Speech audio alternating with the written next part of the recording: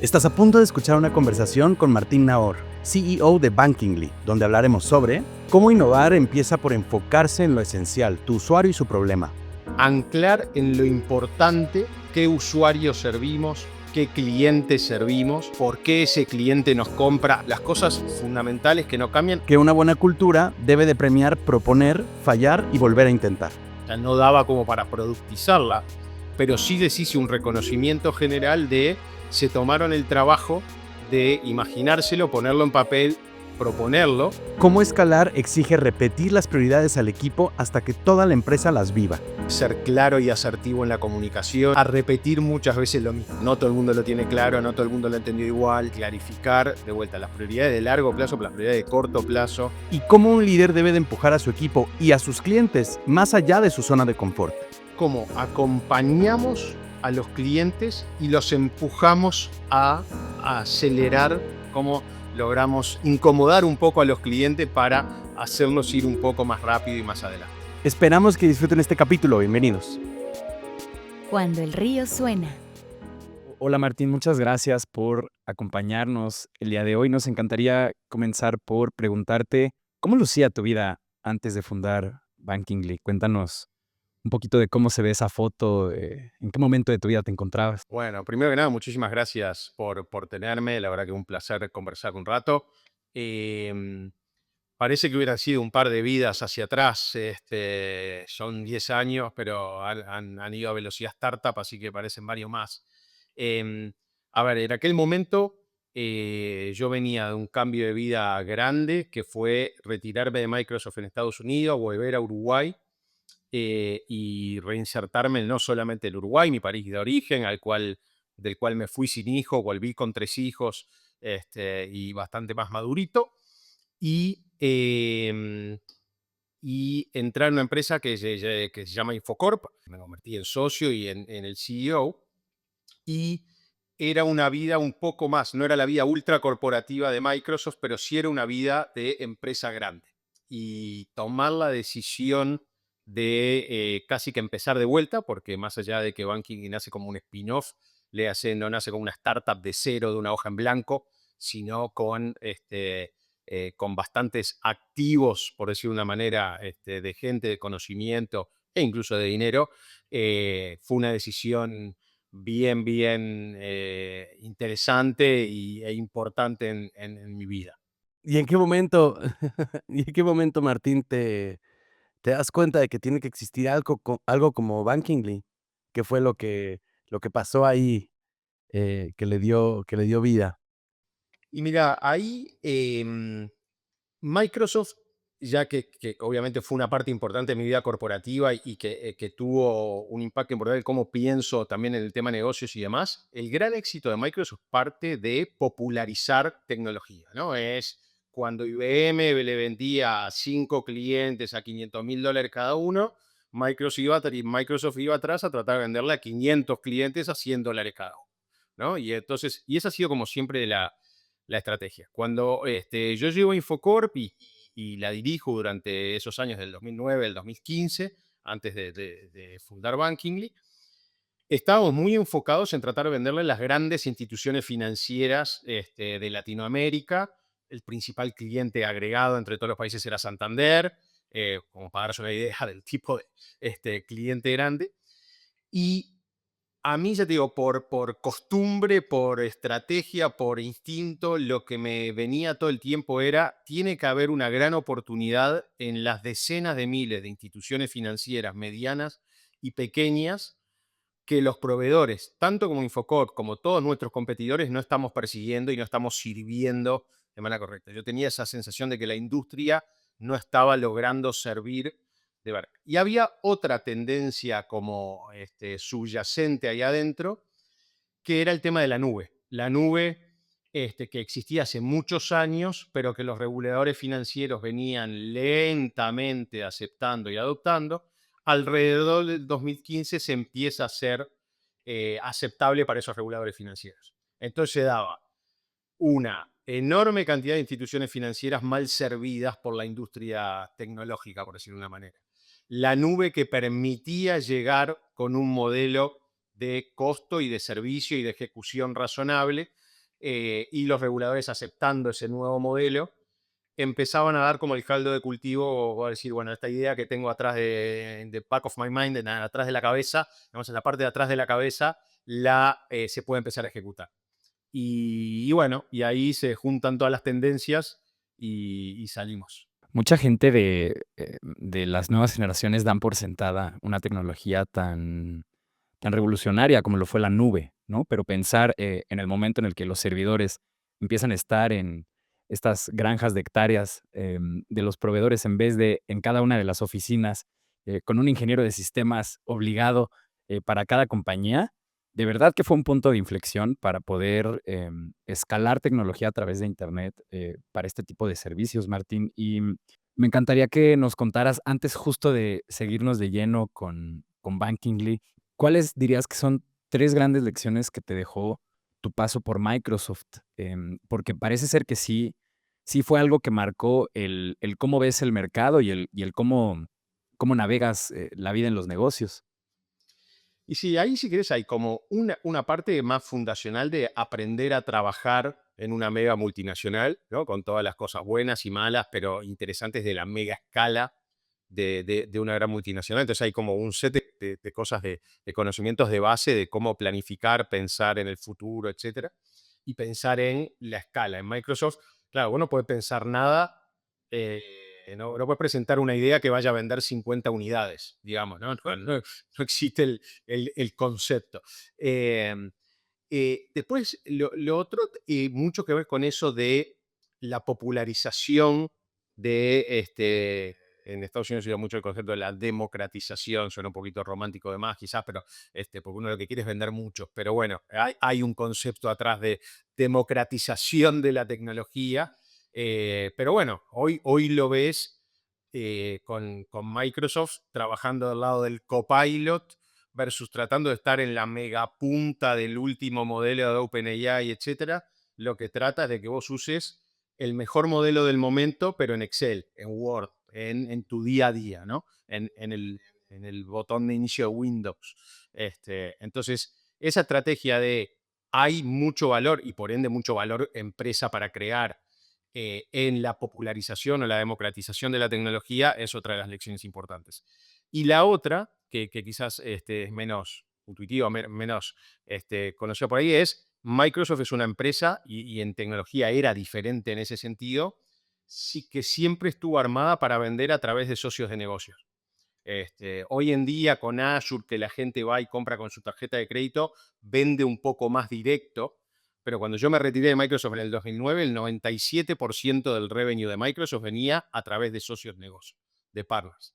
Que es también ese concepto de escala, de uno puede contratar 150.000 vendedores y poner un vendedor en la calle en cada último rincón del último país del mundo, o podés tener socios de negocio en 200 países que lleven tu producto y lo acerquen a todo el mundo, ¿no?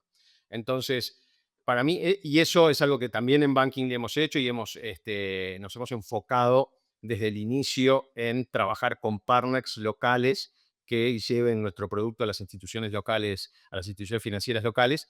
Esa para mí es otra de los grandes aprendizajes de Microsoft. Cada uno de ellos me parece un un podcast entero por sí mismo, ¿no? O sea, cómo aprender a pensar y planificar en el futuro es algo que digo, bueno, eso, seguro que nos podemos llevar aquí una hora solo platicando de eso, pero ya para soltar el tema, ahora sí, Martín, porque me juqué con esa parte, ¿cuáles dirías que son un par de buenas prácticas para justo, pensar y planificar el futuro? Particularmente en estos ambientes que vivimos hoy, ¿no? Donde, ahora, por ejemplo, con todo este rush de la inteligencia artificial generativa, pues, vemos servicios que aparecen hoy, que incluso hace 3 meses no eran posibles, porque todo va avanzando demasiado rápido, ¿no? Entonces, ¿cómo planificas en un escenario así? Y bueno, mirá, yo a riesgo de parecer muy poco innovador y visionario, cuando trabajaba en Microsoft en aquella época y venía el periodista y me preguntaba, ¿cómo ves la industria en 5 años? En aquella época, mi respuesta era, 5 años es una versión de Windows. Pues en aquella época lanzábamos una versión de Windows nueva cada 4 o 5 años.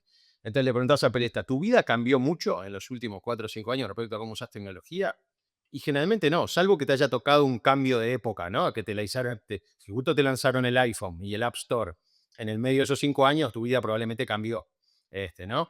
Eh, entonces, yo ahí lo que trato siempre de recordarme a mí, recordar al equipo, conversación de esta semana con todo el equipo de banking y la reunión general, es anclar en lo importante, en lo sustancial, qué usuario servimos, qué cliente servimos, por qué ese cliente nos compra a nosotros para servir a su usuario, el cliente de nuestro cliente, cuál es la propuesta de valor, las cosas fundamentales que no cambian y que además, by the way, en este tema de la inteligencia artificial son profundamente humanas, además, y Claro. dejar todo ese ruido del movimiento en la categoría de son herramientas. Lo que es, ¿cambia la velocidad de desarrollo? Sí, tenés mejores herramientas para desarrollar. ¿Cambia la velocidad de prototipado? Sí, puedo probar 3 cosas en vez de una en el mismo mes.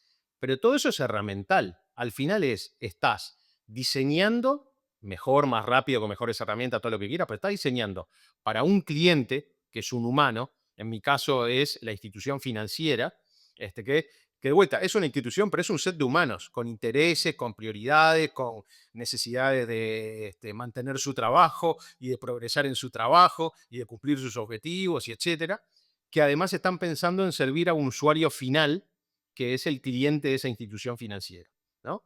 Que tiene sus objetivos, sus necesidades, y así sucesivamente, y que nuevamente son profundamente humanos. Entonces es el separar lo sustantivo y anclar ahí versus lo herramental, y es sí, hay una nueva herramienta y eso va cambiando todos los días. Yo creo que no solamente ayuda a generar estrategias sólidas y no andarlas teniendo que cambiar minuto a minuto, y sí, idealmente te deja el espacio mental para poder ir incorporando las nuevas herramientas en la medida que son útiles y válidas para ese usuario final, para ese cliente real que está allá afuera. Para mí, separar esas dos cosas y además, y justo hoy lo hablaba, el martes que tenemos reunión general y la empresa lo hablaba, es lograr separar el ruido y poder trabajar y no estar todo el tiempo pensando cómo cambió mi trabajo de ayer a hoy. Tu trabajo sigue siendo el mismo. Es servir a ese cliente, que el tipo esté seguro, 100% de producción todo el tiempo, y obteniendo los resultados que necesita usted.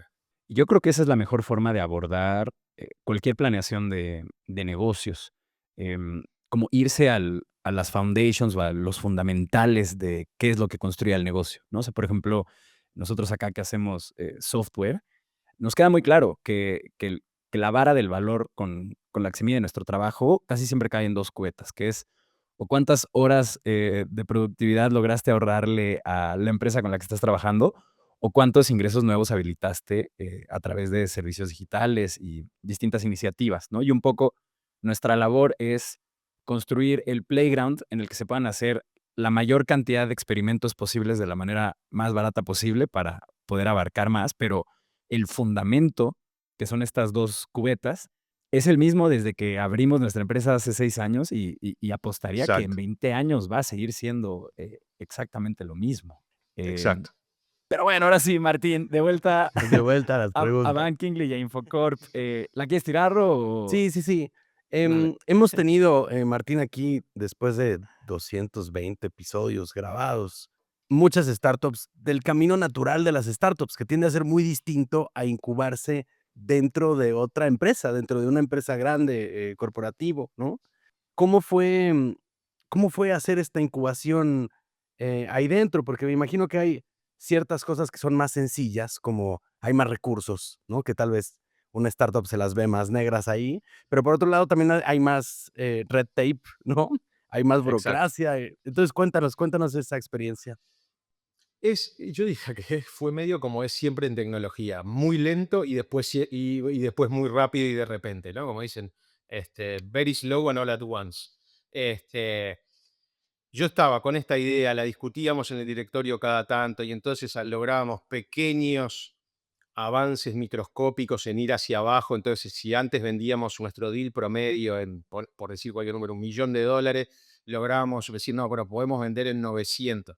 Eso no cambiaba el segmento, no cambiaba la posibilidad de hacer un salto dramático en cantidad de clientes, etcétera.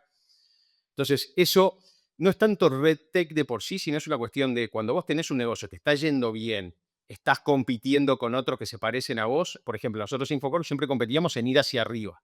Y entonces, la plata, los recursos, la inteligencia, la discusión, la conversación, siempre se iba en cómo ganar y seguir ganando hacia arriba. Venderlo el Santander más grande, al BBVA, a quien sea.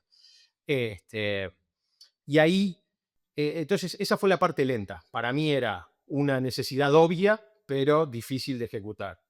Al final lo que lo termina destrabando es un día en las reuniones generales que hacíamos, cientos personas, etcétera, me paro ahí adelante y digo, tiro un challenge que es en nights and weekends, fuera de horario de trabajo, el equipo que me pueda tomar la básica de código de Infocorp y hacerme una prueba de concepto de que funciona en la nube bien, se lleva $10.000. Y eso fue lo que lo terminó de destrabar. Algo totalmente inorgánico, fuera de la caja. Eso fue lo que lo termina de destrabar y ese es el origen de Bucky. Y ese equipo que lo hizo Nights and Weekends y lo demostró, fueron varios de los que se vinieron conmigo. Yo me llevé 4 personas de Infocorp a hacer, para arrancar Bankingly. 3 de ellas salieron de ese equipo. Con 5 personas arrancaron. 5 total. Sí, 4 personas y yo, exacto. ¿Y hoy cuántos son? Hoy somos unos 50, sí. Me encanta ese reto porque, porque cuando, o sea, vamos, ¿no? Hay roles dentro de una empresa que no siempre permiten que los colaboradores con hambre den absolutamente todo lo que pueden dar, ¿no? Están acostumbrados a cumplir con ciertas tareas, se pide de ellos algo que es muy predecible a veces, ¿no? Y este tipo de retos o de incentivos consiguen, pues, que quien tiene por ahí un talento oculto, puedan, sacarlo y salir a relucir, ¿no? Nosotros también ahora hicimos un taller ayer, interno para sacar ideas para un cliente y también ofrecimos ahí un bounty que se podía conseguir. No necesariamente tuvo estos mismos resultados porque probablemente, Bueno, le quizás atinaste no mejor a la todavía. oferta. Claro. Quizás no todavía. Quizás no todavía, pero inmediatamente sentimos que ahí había una buena idea, ¿no? Que podía motivarlos a no solamente, pues, el tiempo que están aquí haciendo las cosas que tienen que hacer, sino yo quiero que cuando se estén metiendo a bañar, ¿no? En la noche después del gimnasio estén pensando en cómo se puede hacer más La maravilloso. idea de oro. Ajá, exactamente. Sí, que ahí hay todo un tema que es el famoso tema de la idea de oro, o lo que en Estados Unidos es el silver bullet, ¿no? Es un manejo de riesgo, por decirlo de una manera. Si uno busca el silver bullet o la idea de oro o 25 ideas de cobre, por decirlo de alguna manera, ¿no?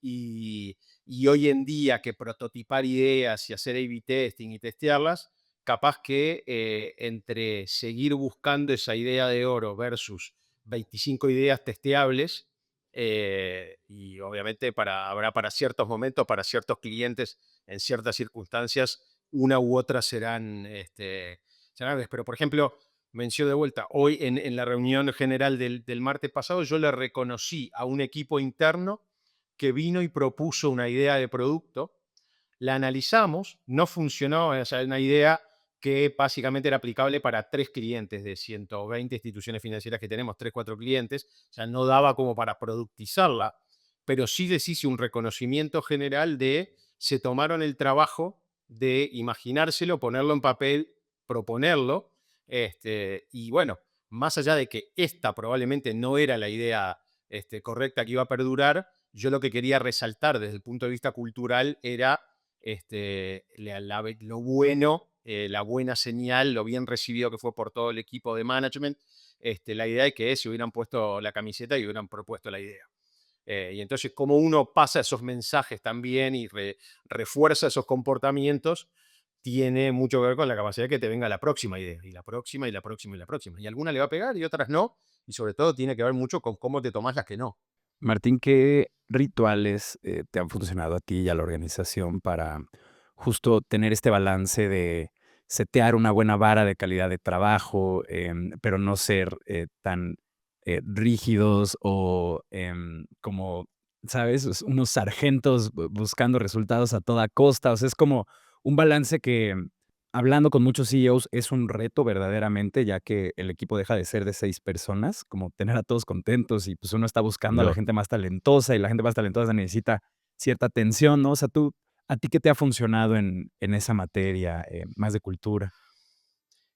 La verdad que es un tema totalmente artístico, ¿no? O sea, tiene casi cero ciencia, diría, ¿no? O por lo menos yo le he encontrado cero ciencia. Para mí tiene mucho que ver con contratar las personas correctas, ¿no? Y bueno, y en mi caso eso se comparte con un empowerment cuasi extremo, por el cual también he sido criticado en algunos momentos por alguna de la gente que me reporta a mí, diciendo, "Oh, todo bien con el empowerment, pero cada tanto acordate que estoy vivo. Yo soy muy digo, te contraté, sos la persona correcta, te doy todos los recursos. Nada, si me precisás estoy acá, pero si no me precisás, sé feliz, dale con fe". Que, como todo, cuando recibo ese feedback, obviamente lo entiendo, lo recibo, lo proceso y trato de ajustar el comportamiento, pero mi default es hacia el sobre-empowerment y no hacia el micromanagement, digamos, ¿no? Em, pero para mí ese, sobre todo, es parte de contratar las personas correctas. Ese es el 90% del partido. Y después el generar las condiciones culturales como para que esas personas puedan hacer lo correcto, ¿no? Entonces decir, yo sé, el otro día, por ejemplo, tuve que declarar, pero lo tuve que declarar, digamos, en voz alta para toda la organización, porque me pareció que no estaba ocurriendo, el decir, lo correcto si tirás una tarea en un canal de Teams como usamos nosotros es taguea a la persona a la cual se la estás pasando la tarea. No la dejes abandonada la tarea ahí. O no esperes que el otro la tome. No tengamos vergüenza de taguear al otro. Y si vos sos tagueado y no era para vos, no tengas vergüenza en devolver la tarea o forwardearse a la persona correcta. Ah, yo no estoy trabajando en este tema, el que está trabajando en este tema en mi equipo es este. Punto, afuera. Y nadie tiene por qué tener vergüenza en, ay, no, mirá, soy un atrevido, tagué a alguien sin permiso y le erré o no le erré, y lo que fuera. Sáquense todos esos miedos y las cosas fluyen mucho más fácil. Y 10 mensajes se convierten en uno. Entonces, parte de lo que originó una parte de esa conversación era todo el mundo diciendo, che, hay demasiados mensajes. O sea, entro a los canales de Teams y hay demasiado ruido y no sé por dónde arrancar. Y entonces hicimos todo un sistema de tagueo donde vos lo que podés arrancar es vas y ahora en Teams hay un botón que es donde estás vos mencionado y entonces casi que vos podrías trabajar desde ahí. Después lees todos los lugares donde no estás mencionado para estar informado de qué está pasando en la empresa. Pero vos trabajás desde donde vos estás tagueado. Entonces, ese tipo de rituales que de vuelta estoy hablando a un nivel de la táctica microscópica, ¿no? Más pedestre que esta respuesta no puede haber. Pero al final del día, los partidos se ganan en estos detalles. Ujú. Sí, sí, sí, sin duda. Y me encanta, y me encanta este grado de profundidad también, ¿no? Porque podemos ver, bueno, o sea, es una empresa de este tamaño, donde si se descuidan de forma táctica, ¿no? Las personas de liderazgo, hay tareas que se les pierden, y esas tareas que se les pierden se traducen en un montón pues de retrabajo, de trabajo atrasado, ¿no? De problemas Exacto. operativos que acaban doliendo ya a la misión de la empresa. Y son estas estrategias tácticas, pues, que son mucho más a detalle, las escuchamos poco en este programa, entonces, aplaudo mucho que nos hayas compartido esta, porque Claro. luego son mucho menos glamurosas, pero para mí, que yo justo soy director de operaciones aquí en Acueducto, esas son luego las invaluables, ¿no? Porque son las que no se te olvidan. Nosotros tenemos, por ejemplo, un manual de comunicación, donde está prohibido saludar a alguien sin en el mismo mensaje decirle qué es lo que necesitas de él, ¿no? Y eso nos ha ahorrado millones de horas de trabajo, ¿no? Porque luego te saludaban 4 personas y ahí vas tú a decirle hola, 6 conversaciones. Y luego ya te pedía cada quien la suya media hora después, ¿no? Y son Tal cual. son como, vamos, también es algo así tan cualquier cosa, ¿no? De tan con poco impacto en el largo plazo, pero al mismo tiempo tan importante, porque en el día a día y va sumándose y va siendo cada vez más relevante este tipo de detalles. Te queríamos preguntar, Martín, 10 años llevan ya en Banking Lee, que son bastantes. El ecosistema de fintech hace 10 años, pues, no era el mismo que es ahora. ¿Cuáles han sentido ustedes que son los cambios más drásticos que han sucedido en estos 10 años y cómo los han impactado? Por un lado, la apuesta que hicimos en su momento a que la digitalización era una tendencia irreversible se validó, digamos, ¿no? Y sigue siendo cada vez más. Y eso ha sido, creo que una de las tendencias importantes, porque además esa digitalización, dependiendo del nivel de sofisticación y de modernidad mental, digamos, de las instituciones, que hay de todo tipo, en todos los tamaños, pero ha pasado de la pura digitalización de un proceso. Antes tenía un formulario y ahora tengo una app, lo que fuera, a irse transformando como instituciones en instituciones que son, no te voy a decir mobile first, porque hay poca institución financiera tradicional en Latinoamérica que sea genuinamente mobile first, pero sí que ya no lo ven como un canal alternativo, que lo atiende alguien medio horario, y es como que es un check, tengo que tener una app, pero no le pongo ninguna garra, sino realmente el canal de atención digital es un canal de atención integral, sustancial para la institución financiera, para los clientes, y en muchos casos y en general es el canal número uno de atención hoy en día, ¿no? Entonces, ese ha sido un cambio.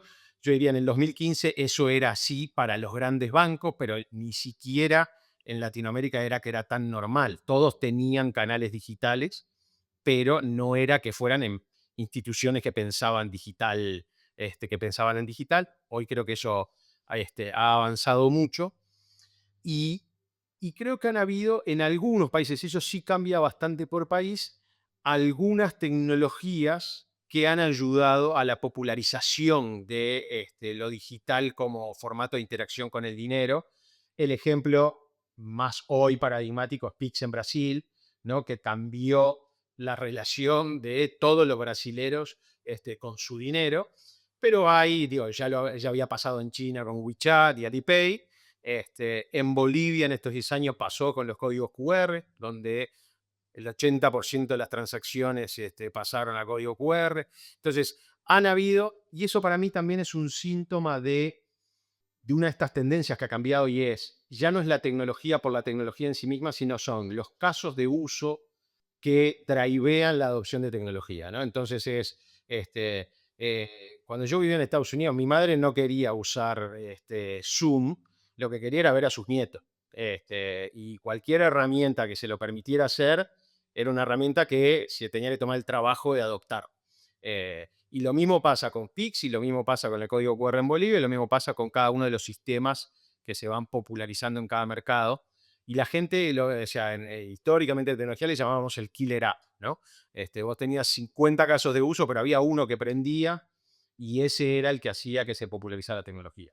Entonces, yo creo que en el mundo fintech barra financiero han habido varios de esos casos de uso en los últimos 10 años que han hecho que se popularice la tecnología, que se adopte.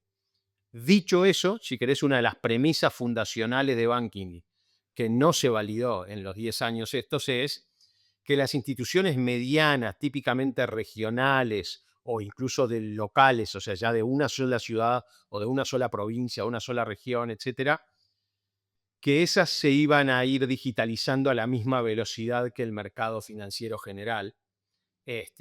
Ahí no es, no, esa de todas las premisas fundacionales que teníamos, esa no se validó.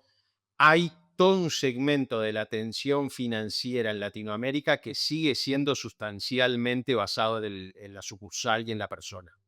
Eh, Mi argumento es que eso no necesariamente, cuando yo hablo con las instituciones, todos me dicen, no, porque doña María sigue queriendo venir a tomar café a la sucursal.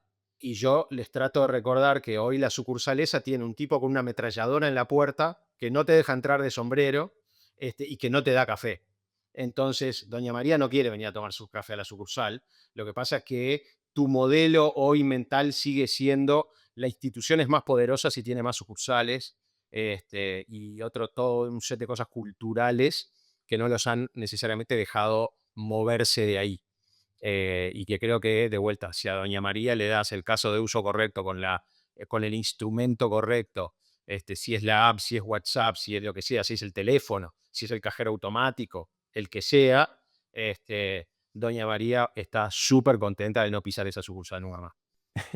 Claro, ¿no? 100%. Y es algo muy clásico de la adopción, tecnológica, ¿no? O sea, generalmente los grandes corporativos y los gobiernos son quienes tienen acceso a juguetear, a pelotear con pudiera ser una tecnología como la nube, o tal, y rara vez algo llega, masificado, ¿no? Yo creo que la última cosa que vimos que llegó, pareja para todos fue justo, estos chats powereados por LLMs, Ujú. porque eso sí fue parejito, ¿no? Así de que aquí está, gratis y $20 quien quiera, y todo el mundo empezó a moverle, pero con un montón de tecnologías en el pasado, ha sido justo estos grandes players quienes tienen la oportunidad de jugar y ver dónde sirve y demás. Y por el otro lado, creo que hace falta una concientización de que la barrera tecnológica para un negocio hoy es más baja que nunca, ¿no? O sea, es mucho más barato que nunca montar un e-commerce, hacer un portal de clientes, que su facturación sea en automático, que haya una app del servicio, ¿no? O sea, como justo yéndonos 15 años para atrás, un e-commerce, podía costar hasta $1,000,000 si tú no tenías conocimientos técnicos, ¿no? Hoy, pues, te cuesta una suscripción de $29, pero hay un montón de gente que ni sabe cómo encontrar eso en Google, cómo se come, ¿no? Como que, siguen justo en el pasado, pero no diría porque quieren estar ahí, sino que sencillamente no se han enterado, o bueno, un debate ahí, ¿verdad? De cuál es la razón verdadera. Oye, El y mate uruguayo tiene que estar en todos lados siempre. Así que hago mi testimonio. no, no, no, por favor, felices de que esté el mate uruguayo aquí presente en el podcast. Oye, Martín, vaya, nos encanta contarle a la gente que nos escucha que está construyendo cosas, historias de fracasos, porque algo que también se ha dicho un montón en este espacio es que es a partir de los fracasos que te llevas las lecciones muchas veces más grandes, y que también correr un negocio, o managerear un equipo, o estar en una empresa de alto impacto, pues es virtualmente una máquina de problemas que te que viene a todo motor y tú solo tienes que estar despachando, y en ese proceso muchas veces te vas a equivocar. Cuéntanos una historia de un fracaso en tu vida que te haya dejado una gran lección, puede ser con Bankingly en el pasado, no importa. Sí, a ver, debo reconocer que he sido muy afortunado en general y he tenido pocos fracasos. Eh, por lo menos pocos fracasos importantes, ¿no? Después, yo diría, hay un fracaso que estuvo muy, en el caso de banking en particular, que estuvo muy, creo que asociado a los años locos del 2019, 2020, 2021, de la plata de Venture Capital y además muy Mm. abundante y donde no solamente estaba el dinero, sino que estaba como de alguna manera, el acuerdo implícito entre todos los participantes de lo que había que hacer era invertir y crecer a toda velocidad y darle y darle y darle. Y eso a nosotros nos llevó a, en un momento, estar con gente, con vendedores en particular, en 27 países, países que realmente hoy los miro hacia atrás, si los hubiéramos estudiado a fondo, a priori, probablemente no hubiéramos puesto un vendedor ahí. En ese momento, como si había que cometer el error, era por exceso de gasto y después retroceder, no por ser ultra cauteloso y demás. El resumen corto es me dejé llevar y no analicé de manera suficientemente profunda este, eh, cuán razonable era esa estrategia o hasta qué nivel de país. Eh, Cuando hicimos nuestra serie A, nosotros presentamos una lista de 37 mercados a los cuales íbamos a ir, entre los cuales estaban Rusia y Ucrania, 2 meses antes de que estallara la guerra. Juntitos. Exacto. Y bueno, y era de vuelta, fue una mezcla de las condiciones de mercado que te empujaban en esa dirección, pero el mercado es un dato del problema. Fue un fracaso 100% mío de no analizar suficientemente a fondo hasta dónde tenía sentido invertir, dónde tenía sentido ser más cauto, sino que era dale, dale, dale. Además, justo en ese momento de apertura nos agarró la pandemia, tuvimos que retroceder digo, terminamos contratando vendedores en Zambia que nunca le vimos la cara, que le contratamos por Zoom, donde no conocíamos el mercado, la gente, o sea, tratamos de tener un referido de algún lado. Nos pegamos todo tipo de palos, tratando de seguir ejecutando a toda costa una estrategia de hiperexpansión, cuando todas las señales eran que estábamos siendo demasiado agresivos. Y te diría que eso me costó 2 años de distracción y varios millones de gasto que quizás no, que en otro contexto seguramente no hubiera hecho. No digo todo, creo que obviamente le erré en el margen. Capaz que no eran 27, debían haber sido 22 o 17. Pero bueno, ese te diría que fue de los más, o por lo menos de los últimos, así como importantes para Banking League. Por suerte, estábamos bien fondeados cuando vino este invierno del Venture Capital que empezó en el 2022, y la empresa seguía creciendo y como estábamos bien fondeados, no tuvimos que recortar hiperagresivamente, sino que pudimos hacer pequeños cortes y seguir creciendo a una buena tasa. Entonces nos agarró bien. Claro, no fue un error fatal, pero pudo haberlo sido. Claro, claro, ¿no? Y recordando esos tiempos, justo nosotros estábamos lanzando este podcast en el año 2020, sí, Ujú, unos sí, meses sí. antes de la pandemia, pero seguíamos viendo o apenas nos encontrábamos con estas noticias de esta empresa mexicana levanta la ronda más grande de Venture Capital en la historia, Y luego este otra otro vez la misma, fondo. ¿no? Ajá, sí, que además fue una que quebró. Pero, luego, ¿no? Tal fondo levanta 1 millón, un billón de dólares para invertir en Latinoamérica. Esta empresa está valuada en esto, y Rodrigo y yo decíamos como: "Oye, hermano, pues este mundo, ¿qué está pasando aquí?", ¿no? O sea, como, ves los ingresos que están generando, entiendo el viaje de expandirte agresivamente y como Uber puede ser un caso de estudio de eso, o Amazon o lo que sea, pero algo se siente off, pero era tanta como el calor de la situación, o sea, hasta nosotros decíamos: "Bueno, pues hagamos una empresa y levantemos fondos", ¿no? O sea, parece que que hay gente así con el dinero nomás diciendo quién lo quiere. Y ya que fue la corrección, dijimos: "Ah, bueno, no estábamos tan mal al estar así de sacados de onda con este contexto", pero la verdad es que a todos nos agarró, por igual, ¿no? O sea, la curva parecía que solo iba para arriba y que we were just getting started. Sí, no, y había de vuelta. Cuando todo el ecosistema va en una dirección, lo que te pasa es, así como yo, si querés, es casi de alguna manera criticaba a alguno de mis clientes por medirse en función de cantidad de sucursales y demás. A ver, la crítica para nosotros era, nosotros los emprendedores nos medíamos fue en función del tamaño de la ronda, en vez de los resultados eventuales de lo que hacías con la plata de esa ronda, ¿no? Porque no, a la siguiente ronda ya no venías hablando de todas las maravillas que habías hecho con la última plata, sino que siempre era qué ibas a hacer con la próxima plata. ¿No? Y bueno, y de vuelta, el ecosistema te llevaba a eso, pero el ecosistema es un dato del problema, lo que importa es lo que hace uno, ¿no? Y nosotros nos dejamos llevar en muchos casos, y bueno, nada, se aprende, se corrige y se sigue adelante. Tal cual. Oye, Martina, y ahorita en esta historia también tocas algo, importante para ustedes, y es que operan en muchos países.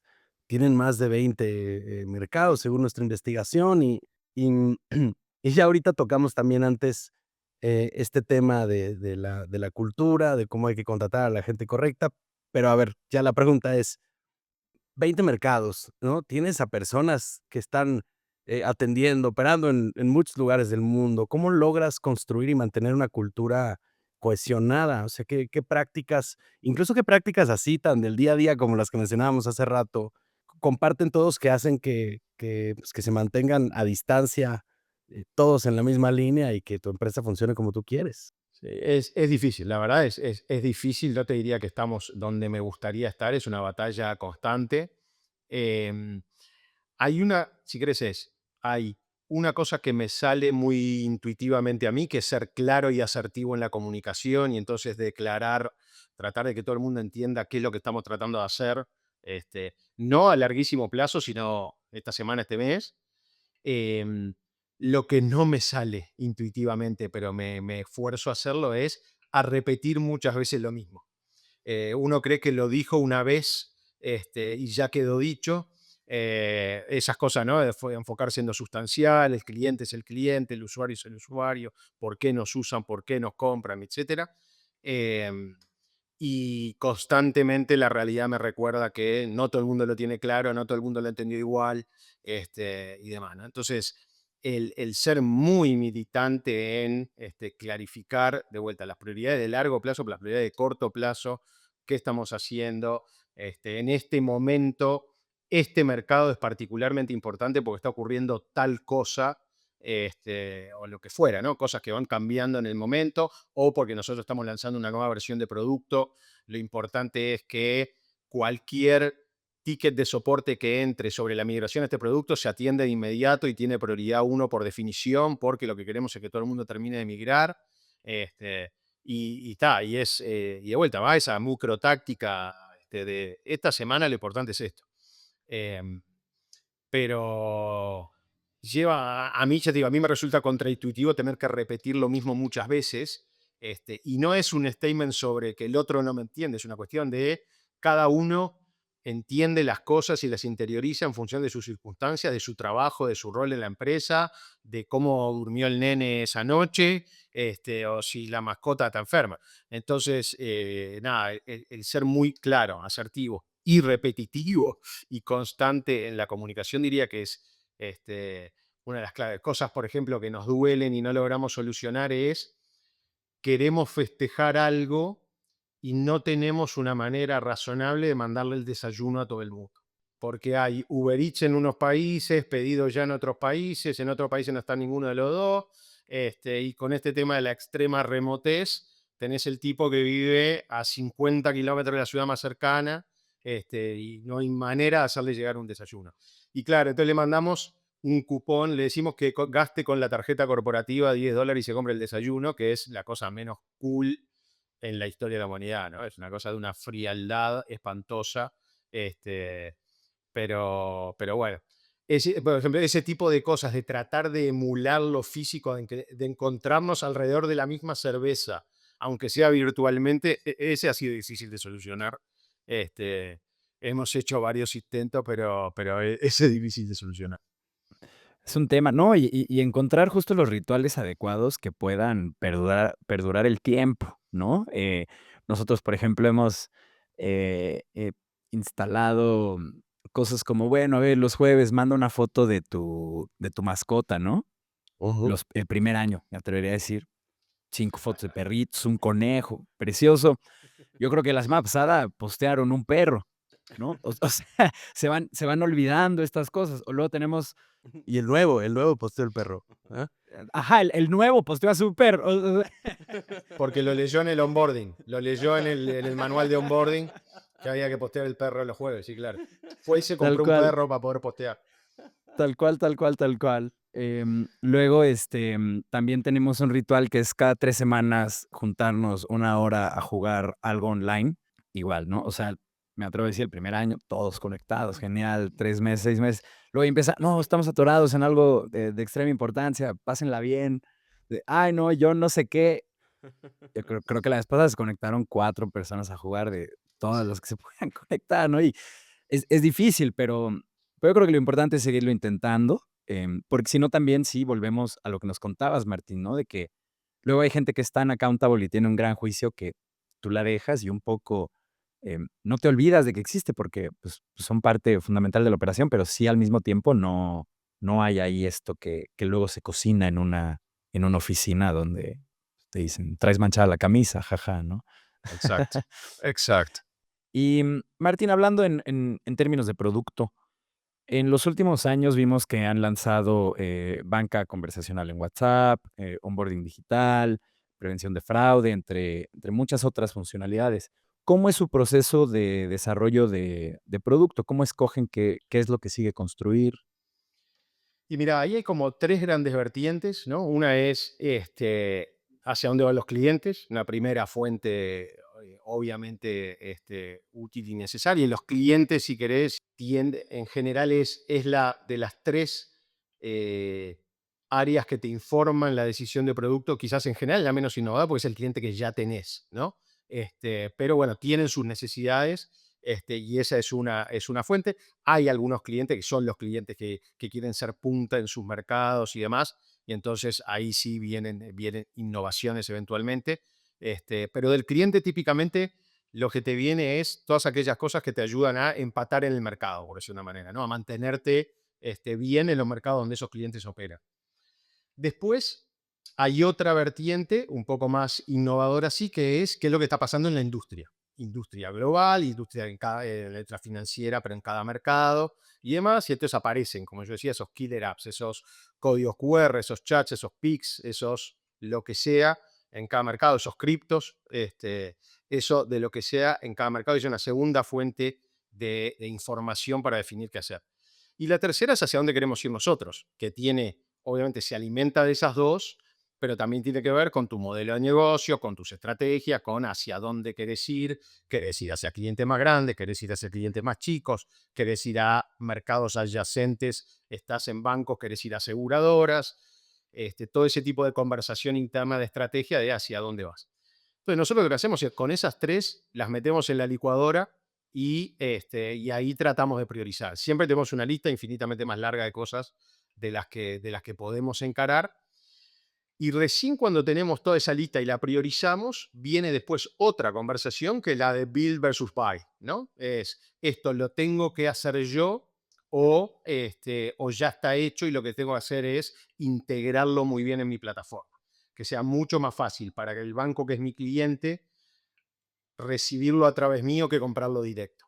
Un ejemplo, por ejemplo, hoy en día es biometría, prueba de vida, anti-deepfakes y demás, para ya sea para onboarding, para dar de alta a un cliente nuevo, para hacer KYC, o para venderle un producto nuevo a un cliente existente, ¿no? Entonces, hoy empresas que hacen bien eso, hay muchas en el mundo. Nosotros tenemos un partnership con Jumio, que es una de las mejores del mundo, que está bien arriba a la derecha en el cuadrante de Gamer, etcétera, y que nos da la tecnología que necesitamos para meter ahí adentro. Y no tiene sentido que yo me ponga a hacer todos los algoritmos para reconocer todas las cédulas y todos los pasaportes y todas las caras y todos los anti-deepfakes y todas las pruebas de vida de todo el universo. Está solucionado, lo meto ahí adentro. Dicho eso, yo lo que necesito vender es un buen producto de onboarding digital. Que un cliente nuestro pueda onboardear, ya sea un nuevo cliente para un nuevo producto o un cliente existente para un nuevo producto de una manera súper ágil, potente, segura, confiable y que cumpla con la regulación. Entonces, el producto de onboarding lo hago yo. Hay algunas cosas que integro, que compro hechas. Ni que hablar Claro. los sistemas de verificación de identidad legales de cada país. Nada, ya existen. Consumo un API del Ministerio del Interior de Uruguay y me dice si tu cédula es válida o no es válida. Entonces, esa es como el layer. Una vez que decidimos, priorizamos, después viene esa de build to buy. Nuestra política en general es, nosotros lo que tratamos es de poder dar una solución completa para la necesidad en cada país donde operamos, pero dejar la apertura para que si nuestro cliente, ya sea el existente o el nuevo cliente, tiene una solución parcial propia, se puede integrar entre la nuestra. Por ejemplo, firma digital. Firma digital, nosotros tenemos preintegrado un proveedor que cumple con los requisitos regulatorios de todos los países donde operamos, y si vos querés el nuestro, ya viene preintegrado. Muchos de nuestros clientes ya tienen un proveedor de firma digital porque lo usaban en la sucursal, ya lo usaban antes. Entonces nosotros decimos, si querés consumir el nuestro, es gratis, rápido, está pronto, viene ahí adentro. ¿Querés que nos integremos al tuyo? Bueno, te cobro unos pesos y te integro el tuyo. Ese es un poco nuestra estrategia o cómo terminamos tomando todo el árbol de decisiones hasta que al final hay un producto vendible, ¿no? Pero el objetivo último nuestro es ese, es tener una solución completa que si la querés consumir toda la nuestra, está pronta, pero que también es suficientemente modular como para adaptarse a necesidades locales. Yo te vengo con un switch de pago ya preintegrado, querés tu propio switch de pago, me conecto al tuyo. Yo vengo con lo que sea, ¿no? KYC pronto, pero si tenés el tuyo, buro de crédito, esto, aquello. Fenomenal. Un gran análisis de cómo hacer product management y de cuáles son las tres fuentes de ideas que después hay que priorizar. Y me encanta este desglose que nos haces, Martín. A ver, bueno, te preguntaba ya, Martín, sobre los últimos 10 años, y cuál había sido la evolución, y qué se había cumplido, y qué no se había cumplido. Y ahora la pregunta es la la la que va para en la otra dirección, y es que, ¿cómo ves la evolución de la banca digital ahora intentando un poco hacerla de bola de cristal y de brujos del futuro, ¿no? ¿Qué ves que va a pasar en los próximos 5 años? 5 está menos místico, ¿no? Todavía se puede predecir un poquito más, Claro, sí, pero sí, sí. un poco preguntarte, ¿para qué se están preparando? O sea, ¿dónde creen que va a estar, pues, el gran cambio sistémico importante? Pero también un poco de la imaginación, ¿no? ¿A dónde crees también que se va a mover? Que igual y todavía no se están preparando, pero que también es una de tus predicciones. Sí, yo ahí te diría, creo que probablemente los cambios más profundos va a ser el que la banca va a ser cada vez más invisible y más embebida, pero no es el embedded finance de ahora, que es fácil pagar con tu tarjeta en Uber, digamos, y entonces es como uno de los grandes casos de embedded finance, este, sino es que con inteligencia artificial, no de la generativa, de la tradicional, de mejora y más análisis de los datos, y ahora ayudado por inteligencia artificial generativa y con otro set de tecnologías, la banca vas a pasar cada vez más de, en vez de verla, a sentirla, en el sentido de, si yo pago todos los meses mi alquiler desde la misma cuenta, es el mismo monto, con el mismo destinatario, que yo tenga que abrir la app, loguearme, apretar el botón de transferir, elegir cuenta origen, elegir cuenta destino, poner monto y apretar confirmar, que me pida un soft token y eso pague, versus que me salte una alerta de WhatsApp que dice, es el día del mes, ¿querés pagar el alquiler? Sí o no.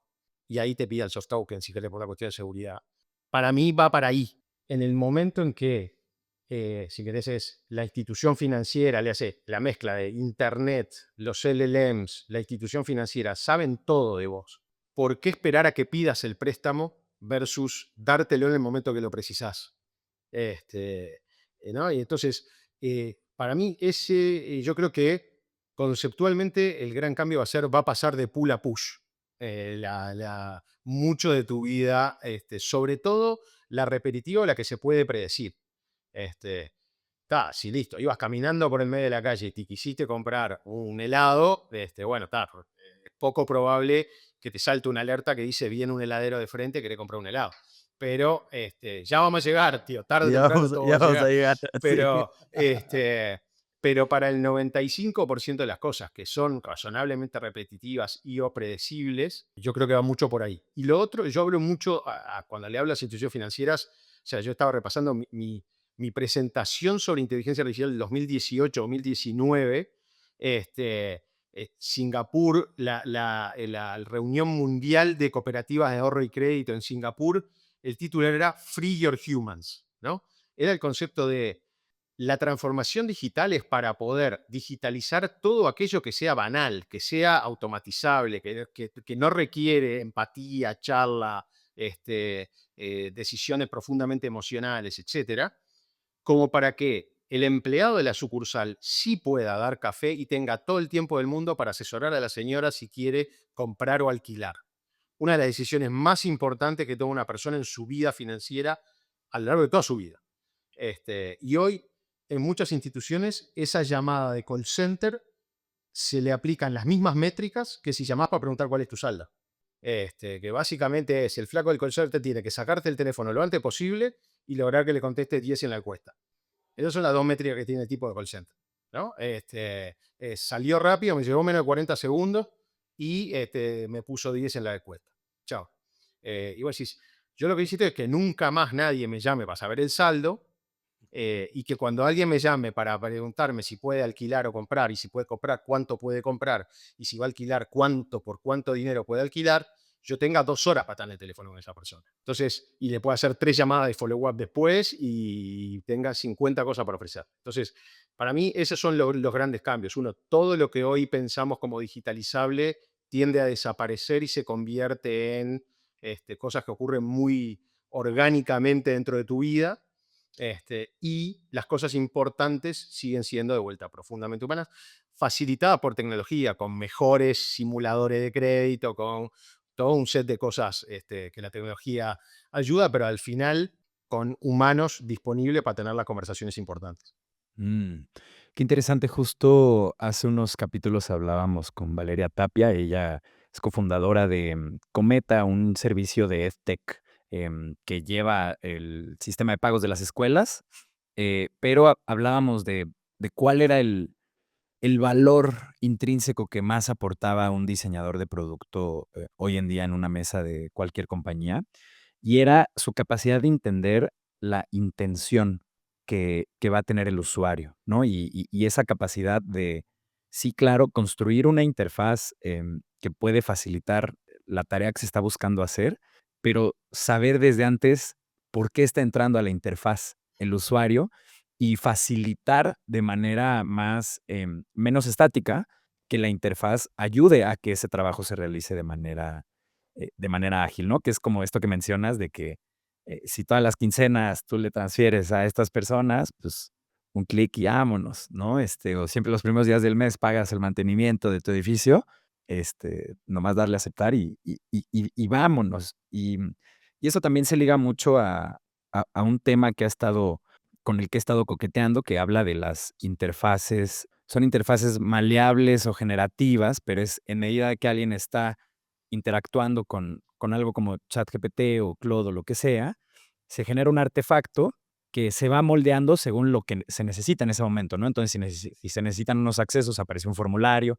Si se necesita que des tu input, que apruebes algo, que lo confirmes, ¿no? Pero esta interfaz es una que es mucho más dinámica que a lo que estamos acostumbrados. Y yo creo, Martín, que la cosa va para allá, justo como tú mencionas. Es muy Aquí yo interesante. quisiera aprovechar, Martín, ¿qué algo están haciendo ya ustedes en esta dirección, ya sea para prepararse o para adelantar?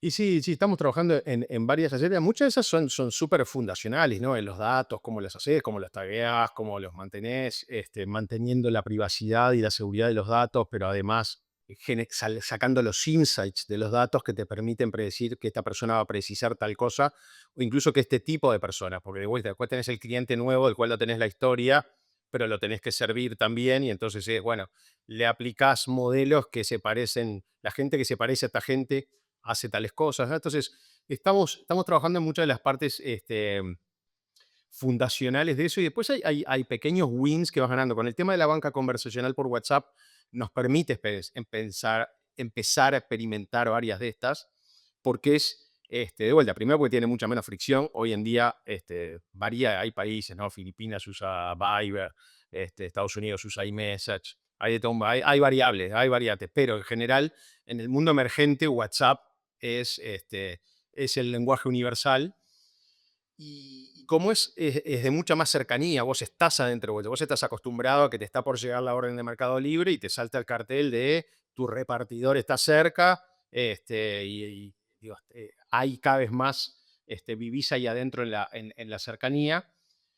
Estamos usando muchas de las bases de tecnológicas que hemos hecho para poder ir y volver a WhatsApp y generar transacciones, pero seguras, como te autentico y te mantengo autenticado, pero sé cuándo aplicarte un segundo factor de seguridad porque estás transaccionando versus pidiendo un saldo. Todo un set de cosas que estamos poniendo las foundations ahí para que nos permita después pasar ese siguiente nivel de salió el push notification, pero en vez de push vía WhatsApp, que dice, pagamos el alquiler, sí o no, se vence la tarjeta, pago mínimo, pago completo, lo que sea. Y después, bueno, empiezan a venir cosas arriba de eso que vienen de estilo Pix y demás, que hoy en día Pix, que nació como escaneo el QR, no sé qué, hoy casi todo está ocurriendo arriba de WhatsApp. La gente intercambia, va y viene arriba de WhatsApp. Y bueno, ahí tenés en India que WhatsApp mismo está lanzando WhatsApp Payments y demás y se empieza a integrar. Entonces, estamos haciendo varias cosas, ya digo, sobre todo esas muy fundacionales que nos permiten después ir con los clientes que lo quieren empezar a probar y a mojarse los pies en esas áreas. Hay a veces donde no querés ser el primero que empieza a invadir clientes ofreciéndoles pagar cosas automáticamente, hasta que se empieza a convertir en el estándar de mercado y la gente lo que espera es eso, ¿no? Y una de las cosas también que digo mucho a las instituciones financieras es hace 10, 15 años a vos te comparaban con el banco de al lado. Vos lo que tenías que competir era, vos tenías que tener una experiencia digital, por ejemplo, en nuestro caso, igual o mejor que el banco de al lado. Ahora te comparan con WhatsApp, con Instagram, con Uber, con no sé qué. Yo quiero abrir un botón, abrir una app, apretar un botón y que aparezca un auto. Yo qué sé, macho. La complejidad, problema tuyo. ¿De dónde sale el auto y quién le paga al chofer? Es problema tuyo. ¿No? Entonces, pero eso genera un set de expectativas, ¿no? Y lo mismo con la comida, ¿no? Quiero apretar un botón y que aparezca, en el caso uruguayo, un chivito, como le decimos nosotros a nuestra comida tradicional, al sándwich tradicional uruguayo, quiero que aparezca caliente e instantáneo en mi casa. Y bueno, eso genera expectativas. Y se le aplican no solamente al bar de al lado para el que te da el mismo chivito, se le aplican a la experiencia que tenés en tu vida financiera y en todas las áreas. Claro, tuvimos ahí una experiencia, construimos un chatbot potenciado por LLMs y estábamos construyendo el front, nada más la pura experiencia de typear el mensaje y enviarlo. Y claro, construimos lo que habíamos diseñado y dijimos, se ve perfecto, pero nada más empezabas a hacer clics y se sentía como una aplicación del año 2000 y no entendíamos por qué. Y claro, nos empezamos a meter a las otras aplicaciones y todas tienen unas animaciones de primer nivel. Se resaicean los elementos, se mueven de lugar en el momento preciso, cambia el URL, todo está listo para copiar y dijimos, no podemos entregar el producto que habíamos vendido porque ya, aunque sea un gran producto, ya hace todo lo que dice la hoja de especificaciones, lo No que se teníamos en el siente diseño, igual. se siente horrible, Claro. ¿no? O sea, ya queda subpar. Y entonces Y tuvimos ningún que ahí usuario hacer te puede dar ese feedback, ¿no? Ningún usuario te va a decir, el problema son las animaciones o el No, resizing. eso Lo que es te van a decir gusto. es, o sea, nada, se siente, o sea, se siente ni mal, siquiera ¿no? te va a decir, no te va a decir nada, la va a usar una vez y no la va a volver a usar. Y vos te vas a quedar pensando, ¿qué ¿Qué fue? pasó? Ujú. Martín, esta ha sido una gran conversación. Para cerrar, nos encantaría preguntarte, tú en tu posición como CEO y en los retos que enfrenta Bankingly en los próximos 18 o 24 meses, ¿no? No tan lejos, pero tampoco mañana. ¿Qué te quita el sueño? Sí, mira, hay una que me quita el sueño todos los días, que es ciberseguridad, por un lado, ¿no? Es una carrera armamentística constante, que ni va a hablar hiperacelerada ahora con el tema de Gen AI. Esa es una de base. Banking necesita ganar esa batalla todos los días para seguir estando ahí afuera y valiendo la pena como proveedor y como socio de nuestros clientes. Y desde el punto de vista de negocio te diría sobre todo, es cómo esa mezcla de cómo acompañamos a los clientes y los empujamos a acelerar y a acelerar su proceso de innovación y de digitalización un poquito más rápido de lo que los deja cómodos, ¿no? Cómo logramos incomodar un poco a los clientes para hacerlos ir un poco más rápido y más adelante. Entonces es esa mezcla, por un lado, ni que hablar, es la defensiva, por un lado, de ciberseguridad, y por otro lado, el cómo acelerar esa adopción porque creemos que es lo correcto y porque es lo correcto para nuestro negocio, que hablamos. Y vaya que ambas son batallas bien feroces, bien feroces. Pero Martín, muchas gracias por esta conversación, de verdad, la pasamos muy bien. Te agradecemos el que nos hayas abierto la cortina de qué es lo que está pasando en Bankingly, cómo y con qué valores, y también de tu carrera profesional. También quiero agradecerle a toda la gente que llegó hasta este punto de la conversación y que nos acompañó durante esta hora. Antes de dejarlos ir, queremos pedirles 2 cositas. La primera de ellas es que el feedback es fundamental para este espacio, así que si nos pueden regalar un comentario, no importa dónde, puede ser en YouTube, en Spotify, en nuestras redes sociales, respecto a qué les pareció esta entrevista, el espacio, a quién les gustaría que entrevistáramos o de qué problemas o situaciones les gustaría que habláramos. Vaya, lo que sea nos ayuda a nosotros. Y por otro lado, si conocen a cualquier fundador, operador o inversionista de una empresa tecnológica que tenga un hub de innovación o que sencillamente esté construyendo cosas emocionantes, por favor, hazle llegar este espacio ya que los estamos buscando. Muchas gracias, Rob, por un capítulo más codo a codo. Y Martín, Gracias. nuevamente, qué buena charla y ojalá te veamos aquí en un futuro para un segundo round. Absolutamente. Muchas gracias. Un placer, ¿eh?